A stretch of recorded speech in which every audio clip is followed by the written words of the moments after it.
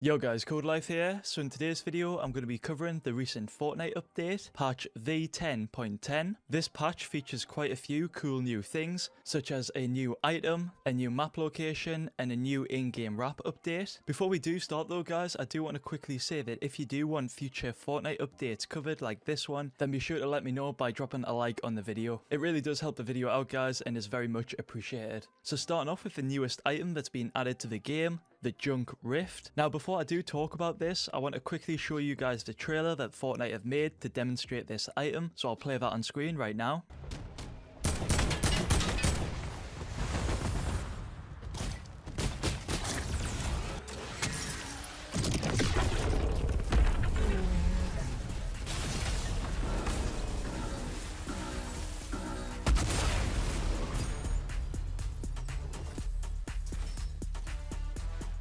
As you guys can see, this item does look pretty funny. I'm really curious to see what would happen if someone used this item in the final circle. Like, you know, when the circle's really small at the end, if someone just drops one down right there, I think that would be pretty funny to see. Another thing as well, guys, is I love how Epic Games showcased the item by using it on a mech. I think Epic Games were trying to insinuate that this is a counter to the mech, which in my opinion, it sort of is, but it really isn't at the end of the day. Like, I'm still a believer that they should just remove the mech completely from the game. But yeah, that's a topic for another day. Now let me quickly explain how this new item works. So the Junk Rift will spawn in the Fortnite world in stacks of 2. The max stack is 4. It's also an epic rarity item and can be found in floor loot, chests, supply drops, and in llamas. To use the Junk Rift, you simply just throw it and it breaks on contact straight away on whatever you throw it at. Say for example a mech, it'll break away straight on contact. After it activates, it'll then spawn a large object from the sky. These large objects will then fall from the sky, creating 2 types of damage. The first type of damage is a direct hit, which damages the players under it for 200. This is an instant kill. The second type of damage is shockwave damage, which damages players around it for 100. Also, when the object does hit the ground, it destroys literally everything in its path. Buildings, destructible objects, and vehicles like the mech are all destroyed immediately. So overall, this item does look pretty fun and it can, I think, be very strong. But next up guys, we've got the new Rift Beacon that's activated and added a new location to the map. If you guys were playing Fortnite yesterday, you would have probably noticed a beam shining in the sky. This beam actually came from a Rift Beacon that appeared at the soccer stadium. For those that don't know about these Rift Beacons,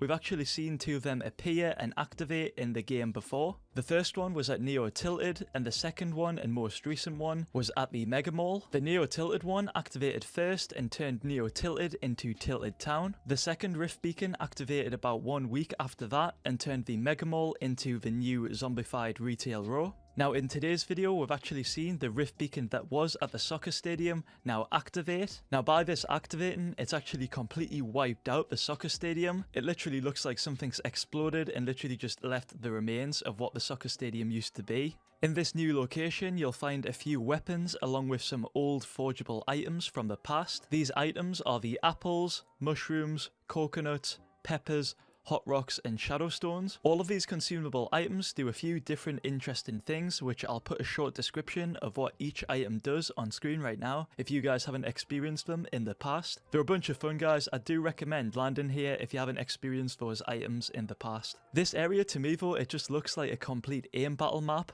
Like, if you guys do find a gun, which I was unfortunate not to, I think you will find this area really fun as it's just a full-on 1v1 aim battle map. I think it'll be really interesting to see the actual final zone end on this area. Just due to how open it is, I think it'll just make a real interesting endgame fight. But yeah guys, overall this is our 3rd rift zone that we've seen appear in the game so far. We should be getting another one next week. The next one could literally land anywhere in the map. Let me know in the comments below guys where you think this new rift zone will land next and what it'll do to that specific part of the map, because I'm pretty sure that Epic Games are just going to keep doing these every week to make the game more interesting. Moving on guys to our final update on the patch notes. the new in-game wrap update, specifically regarding the toy soldier skins. So we've seen Epic Games already update the toy soldier skins. The reason they did this is because the skins were actually considered OP, so they had to change the design of them. Since that, Epic Games have actually done it again, but instead of the skins, they've now done it to the Fortnite green toy wrap, which I believe was actually a bundle with the skins itself. So on screen now, I'll show you guys what the old weapon wrap looks like and what the new updated one looks like now.